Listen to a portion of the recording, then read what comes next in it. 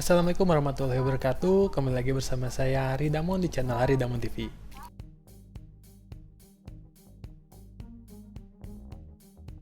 Kali ini saya mau memberikan video edukasi Zoom mengenai pelayanan di Plaza Telkom khususnya kepada teman-teman dari SMA 5 Kota Sukabumi.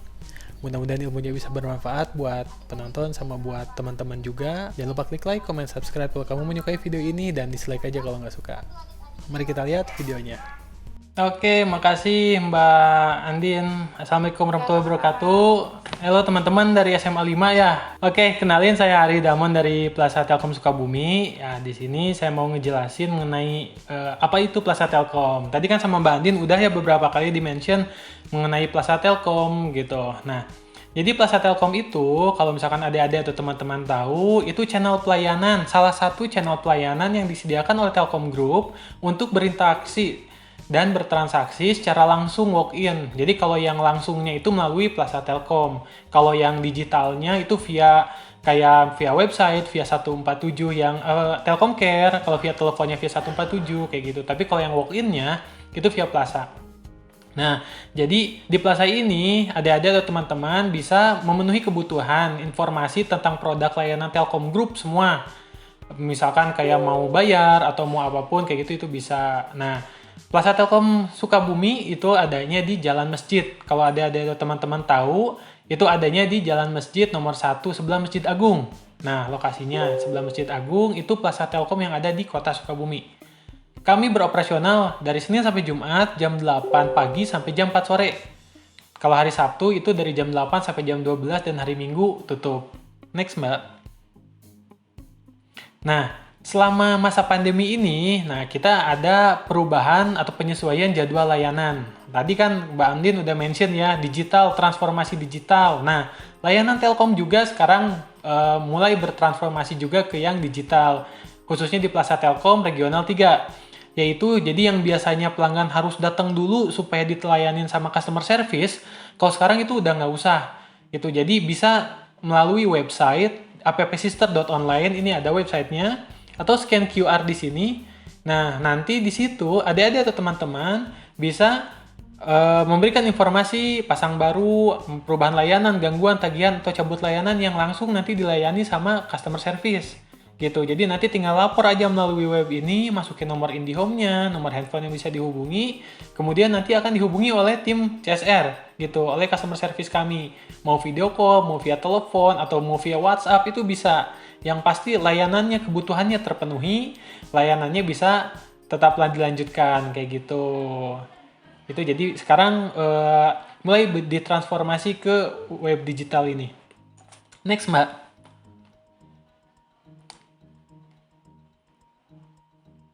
Nah, ini layanan yang bisa dipenuhi di Plaza Telkom, yaitu ada 4 jenis ya. Jadi ada berlangganan, ada keluhan, ada informasi, penjualan, dan pembayaran. Kalau berlangganan ya seperti tadi, registrasi layanan registrasi berlangganan pasang baru IndiHome, pasang baru WiFi ID, misalkan kayak gitu, aktivasi Orbit, layanan EBS itu electronic billing ya, jadi kalau billingnya mau ditagihin ke email misalkan kayak gitu, kemudian ganti paket, nambah paket itu bisa. Kemudian keluhan nih, yang misalkan gangguan, internetnya putus, internetnya lemot, itu lapor ke Plaza Telkom juga. Klaim tagihan restitusi, misalkan tagihannya tiba-tiba berubah, buka isolir. Nah, kalau yang baru bayar IndiHome nih, yang udah berlangganan dan bayarnya lewat tanggal 20, pasti sering nih buka isolir nih. Kemudian berhenti berlangganan, informasi secara umum yang tadi Mbak Andin jelasin mengenai WiFi ID, mengenai IndiHome Smart, mengenai Gameku, terus apalagi fitur-fitur yang lainnya itu bisa. Dan yang terakhir mengenai penjualan dan pembayaran. Penjualan voucher WiFi ID, kartu perdana Telkomsel, kalau misalkan ada handset promo kita juga jual di sini. Layanan pembayaran tagihan, tunggakan denda, bayar IndiHome ya seperti yang biasa, atau T-Money itu juga bisa di Plaza Telkom. Next, Mbak. Nah, tadi kan saya udah bilang beberapa mengenai melayani. Kami melayani itu apa sih? Nih, sekarang mulai ke sesi sharingnya. Saya mau sharing mengenai teknik pelayanan atau cara melayani yang standar dan mungkin sama adik-adik atau teman-teman bisa diterapkan di sekolah, di dunia kerja nanti atau di dunia kuliah gitu. Atau misalkan kalau misalkan adik-adik atau teman-teman punya bisnis nih, sekarang udah ada yang ikut jual beli online misalnya. Nah, ini trik yang bisa dipakai. Oke, jadi melayani itu adalah memenuhi kebutuhan dan keinginan gitu. Nah, kebutuhan itu apa? Kebutuhan itu dibagi menjadi dua. Kebutuhan emosional dan kebutuhan praktis, gitu. Kebutuhan emosional itu kebutuhan untuk dihargai, dimanusiakan, dan diakui. Contoh, dipanggil namanya, misalkan Mbak Andin, Mas Alam, nah itu kebutuhan emosional. Kemudian diajak senyum, adik-adik diajak senyum, dipersilakan duduk. Kalau di sekolah itu kebutuhan emosional, misalkan dipanggil sama D atau dipanggil Pak, nah kayak gitu. Dipersilakan masuk kelas, itu kebutuhan emosional. Kemudian yang kedua ada namanya kebutuhan praktis. Kebutuhan praktis itu kebutuhan yang mendorong seseorang melakukan sesuatu. Contoh kalau di Telkom itu ya adik-adik mau pasang IndiHome, nah itu kebutuhan praktis. Kemudian lapor gangguan gitu. Atau misalkan beli Orbit, nah itu kalau misalkan di sekolah misalnya dipersilakan dikasih tugas gitu, dibagi rapot, nah itu diajar atau diberi materi pelajaran, itu kebutuhan praktis. Jadi kebutuhan itu kebutuhan emosional dan kebutuhan praktis, di mana di Plaza Telkom dua kebutuhan ini prioritas yang harus dipenuhi kayak gitu. Next. Nah, dalam melayani, ini ada trik yang sudah diterapkan di Plaza Telkom dan mungkin bisa diambil ilmunya sama adik-adik. Gak cuma pada saat melayani ya, tapi juga saat adik-adik bersikap agar misalkan tercipta kesan atau image positif bagi adik-adik atau teman-teman sekalian. Sehingga yang biasanya, meskipun umurnya masih muda, misalkan masih kelas 11 atau kelas 12, tapi udah bisa bersikap selayaknya seorang profesional, kayak gitu. Nah, ilmu dalam melayani itu ada trik-trik yang saya bakal jelasin. Yang pertama, misalkan trik dalam bersalaman. Gimana sih cara bersalaman sebagai seorang profesional? Kayak gitu. Kalau misalkan sekarang kan adik-adik mungkin bersalaman, ya salam nempel ke hidung ya atau nempel ke dahi kayak gitu. Nah, dalam dunia bisnis atau dalam dunia profesional, bersalaman itu ada triknya, yaitu jempolnya dijepit ke lawan bicara nih, berjabat tangan itu tuh, kemudian diguncangkan selama 3 detik, sama ada eye contact gitu. Jadi kalau bersalaman sama misalkan rekan bisnis, adik-adik berbisnis nih, salamannya jangan salam cium tangan gitu, tapi salaman shake hand ya, gentleman shake hand kalau istilahnya itu gitu. Jadi jempolnya dijepit ke lawan bicara, kemudian diguncangkan 3 detik sambil mata berhadapan. Itu bakal menimbulkan kesan profesional sama image positif adik-adik atau teman-teman pada saat bertemu klien, bertemu misalkan rekan kerja, atau misalkan nanti bertemu sama teman pada saat misalkan rapat OSIS atau yang lainnya. Jadi, widih, ini anak SMA tapi udah gayanya udah profesional sekali, kayak gitu. Itu dalam bersalaman. Kemudian yang kedua dalam menunjukkan sesuatu.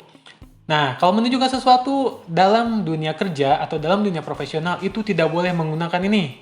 Tidak boleh menggunakan telunjuk, tidak boleh menggunakan jari jempol, apalagi jari-jari yang lain ya, itu nggak boleh. Jadi pada saat menunjukkan kayak gini, ini nggak boleh. Ini logo Telkom, itu nggak. Dalam dunia profesional atau dalam dunia kerja, menunjukkan pasti pakai 5 jari, kayak gini. Kayak ini ya, misalkan saya gini. Ini logo Telkom, oke? Nah, ini logo IndiHome Study, gitu. Itu cara menunjuk yang baik dan benar, dan sesuai dengan standar pelayanan. Kalau adik-adik pernah datang ke bank atau ke misalkan kantor-kantor yang membuka layanan, pasti satpamnya atau pasti customer service-nya menunjukkan seperti ini gitu. Silakan duduk Mbak. Nah, ini WC sebelah situ, atau silakan duduk di meja tunggu. Pasti menunjukkan kayak gini. Karena memang etikanya seperti itu. Dan adik-adik bisa terapkan itu sekarang di sekolah gitu. Atau nanti misalkan di dunia kuliah atau di dunia kerja nanti. Jadi pas udah masuk ke dunia kerja, mau masuk ke Telkom, sikapnya udah seperti seorang telkomers. Nah, kayak gitu. Yang ketiga, pada saat memberikan atau menerima sesuatu. Nah, kalau memberikan atau menerima sesuatu, itu tidak boleh menggunakan satu tangan. Jadi cuma ngasih kayak gini aja. Ini suratnya, misalkan, ini surat saya, atau misalkan ini kartu nama saya. Itu nggak boleh dengan satu tangan kayak gini. Apalagi dilemparin, gitu. Itu nggak boleh ya. Jadi pada saat memberikan sesuatu atau menerima sesuatu harus dua tangan kayak gini. Silakan ini kartu nama saya, atau silakan Bu ini rapot saya kalau misalkan nanti adik-adik di sekolah ya, pada saat memberikan rapot ke guru atau tugas ke guru. Permisi Bu, ini tugas saya sudah selesai, kasih dengan dua tangan kayak gini. Kemudian arahnya itu diarahkan ke lawan bicara kayak gini. Silakan Bu, ini tugas saya sudah selesai, mohon diperiksa kayak gitu. Dan ada eye contact. Eye contact itu apa? Nanti saya jelasin. Tulisan kertas melihat ke arah lawan bicara ya. Kalau ada yang memberikan sesuatu itu pastikan seperti ini kayak gitu. Silakan Bu, ini tugas saya atau ini kartu nama saya dengan dua tangan. Next. Nah, pada saat menerima sesuatu juga sama. Pakai dua tangan, baik Bu, baik Pak, ini saya terima atau saya ambil berkasnya atau saya ambil rapotnya atau saya ambil tugasnya Bu, kayak gitu. Ini dengan dua tangan. Eye contact juga, mata ketemu mata. Sambil kalau misalkan adik-adik pinjam, bilang mohon pinjam Bu, misalnya kayak gitu. Atau mohon pinjam Pak, saya mau cek dulu kalau pinjam. Tapi kalau diterima, kalau memberikan atau menerima, terima kasih Pak, saya ambil. Nah, itu etika pada saat memberikan sama menerima. Yang mungkin bisa adik-adik terapkan dari sekarang di sekolah. Supaya nanti jadi kebiasaan, pada saat waktu yang tepat di dunia kuliah atau di dunia kerja, adik-adik udah bersikap profesional dan mempunyai image positif. Nah, kemudian selanjutnya pada saat meminta tanda tangan. Nah, ini juga pasti adik-adik udah mulai atau udah sering ya pada saat meminta tanda tangan ke guru atau bahkan nanti pada saat masuk kuliah, pada saat ospek, pasti nanti minta tanda tangan senior. Nah, itu ada etikanya saat meminta tanda tangan. Meminta tanda tangan itu berkasnya diarahkan ke lawan bicara ya.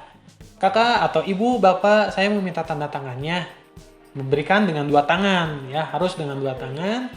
Posisi tulisannya atau kontraknya terbalik ke arah lawan bicara ya, kayak gitu. Misalnya, Bu mohon ditanda tangan sebelah sini, nah kayak gitu. Nunjuk, oke, dengan 5 jari. Mohon ditanda tangan sebelah sini. Tapi kalau tulisannya kecil, dengan 5 jari, misalkan adik-adik jarinya besar kayak saya, nunjuknya kan kagok kalau dengan 5 jari. Boleh pakai alat bantu, misalkan pakai pulpen atau pakai pensil atau pakai benda-benda yang ujungnya tajam ya. Misalkan kayak telunjuk atau penunjuk atau apapun. Ibu silakan ditunjuk, ditanda tangan sebelah sini sambil ditunjukkan. Itu trik pada saat meminta tanda tangan, menerima sesuatu, mengambil sesuatu, dan bersalaman. Next.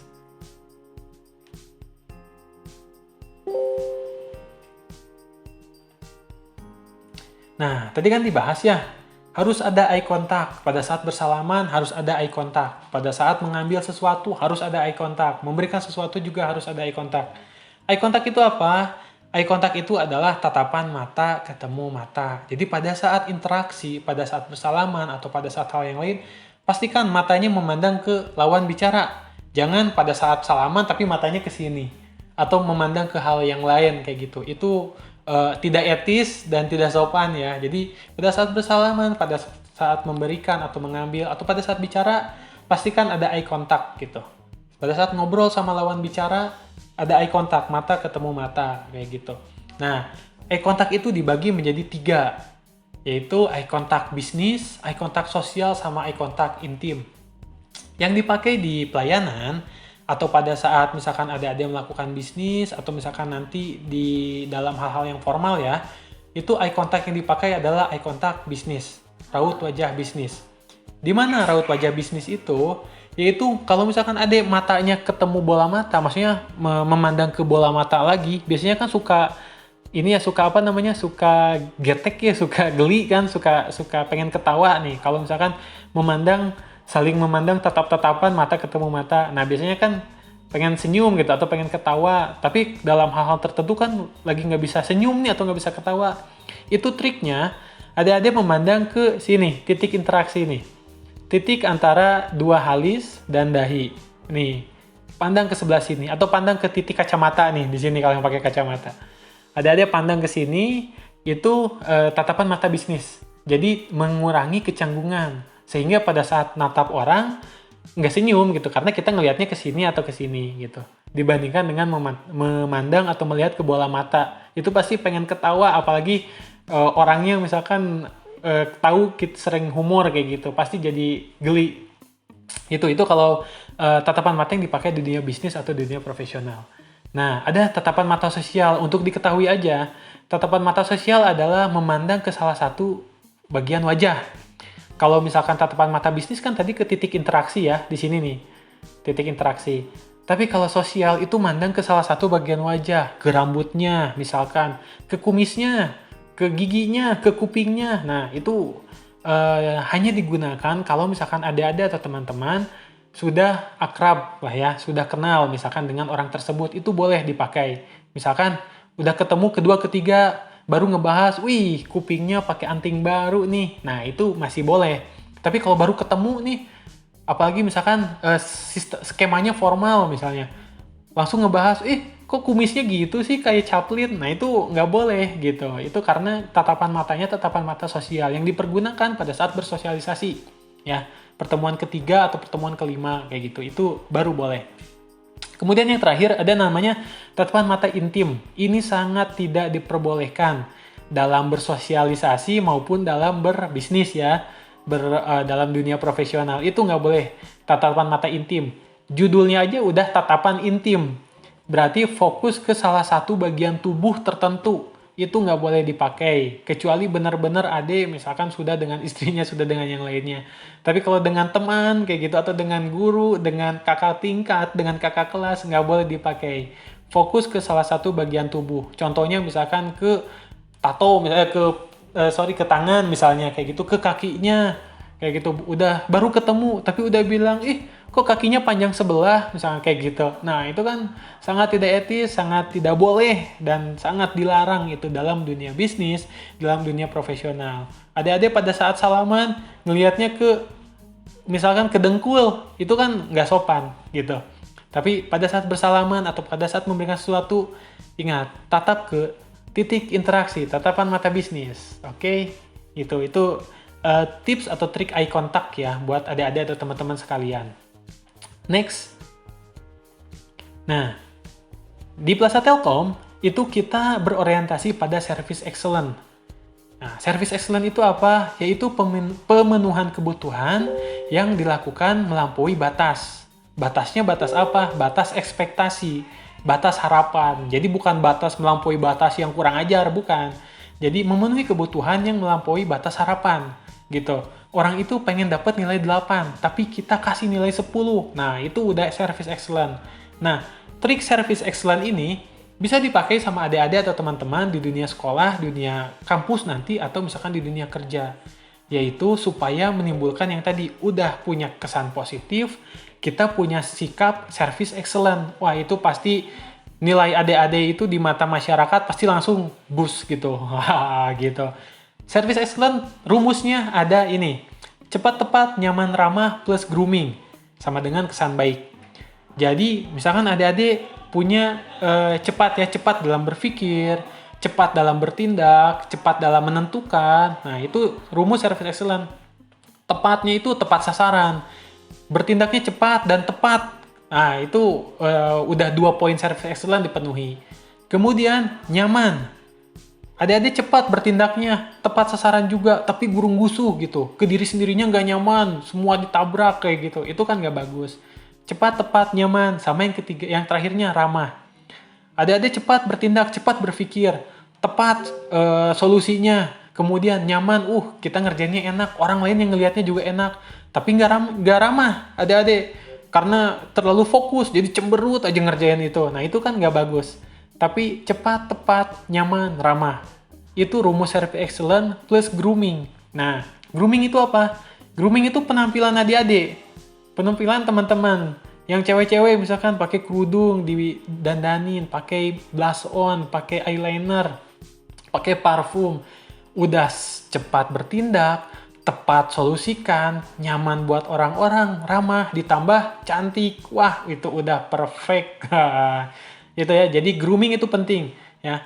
Tidak harus tampan, tidak harus cantik, tapi yang penting menarik gitu. Karena di Plaza Telkom juga kami dituntut grooming. Jadi berkerudung itu harus gimana? Masa ketemu klien atau ketemu kakak tingkat atau ketemu guru misalkan pakai kerudungnya asal nempel. Kalau bahasa Sundanya disampaikan doang. Nah, itu kan nggak ada grooming ya. Jangankan orang lain yang ngelihat, kita sendiri aja ngelihatnya jijik. Nah, kayak gitu. Terus yang cowok-cowok, meskipun cowok, tetap harus wangi. Rambut harus rapi gitu, harus pomade, kayak gitu. Jadi, jangan sampai udah mah, misalnya kurang menarik, ditambah tidak wangi juga. Wah, itu udah mah tidak punya sikap service excellent. Itu kan minus ya. Padahal orang itu pintar, tapi aduh kurang wangi misalkan kayak gitu. Itu kan jadi nggak bagus.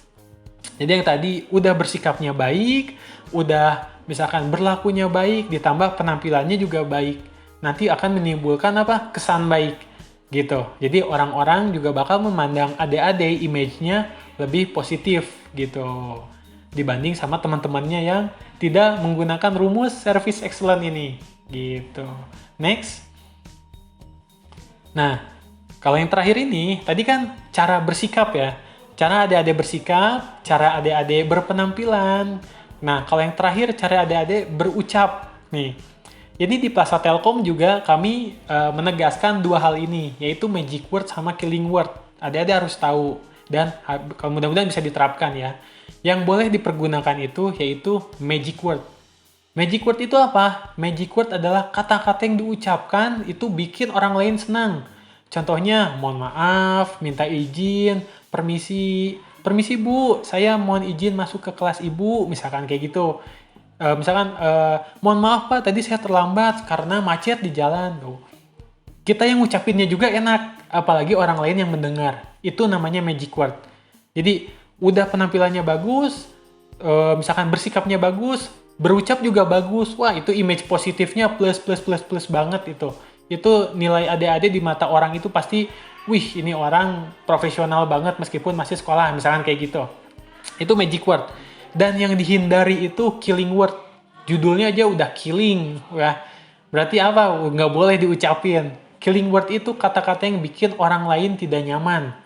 Ya, jangankan orang lain, kita aja ngomongnya nggak enak. Contohnya misalkan, terserah, nggak tahu, wah itu salah ibu. Misalkan, kamu kenapa nilainya kecil? Salah ibu ngajarnya kayak gitu. Wah itu killing word, udah mau nilainya jelek, bisa di SP juga tuh sama ibu guru, dipanggil ke BP. Jadi nggak boleh ya ngucapin killing word dalam sekolah, misalkan nanti di kampus atau di dunia kerja. Jadi kayak terserah ibu dah, terserah bapak deh, misalnya mau nilai berapa, terserah, ya udah kita kasih nilai 0, ya, bisa aja gurunya kan kayak gitu. Tapi kalau nilainya berapa, mohon maaf pak, atau mohon izin pak, kalau boleh kasih nilai saya 9, tuh, magic word tuh, jadi si gurunya terhipnotis.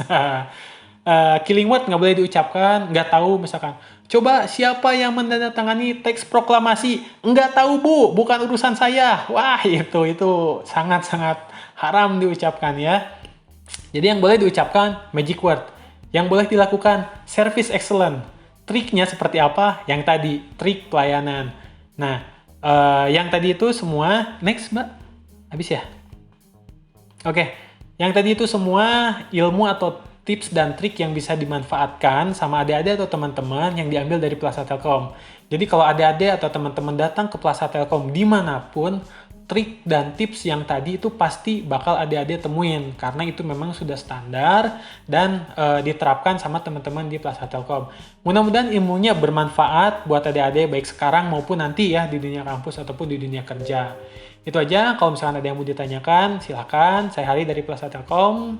Terima kasih. Wassalamualaikum warahmatullahi wabarakatuh.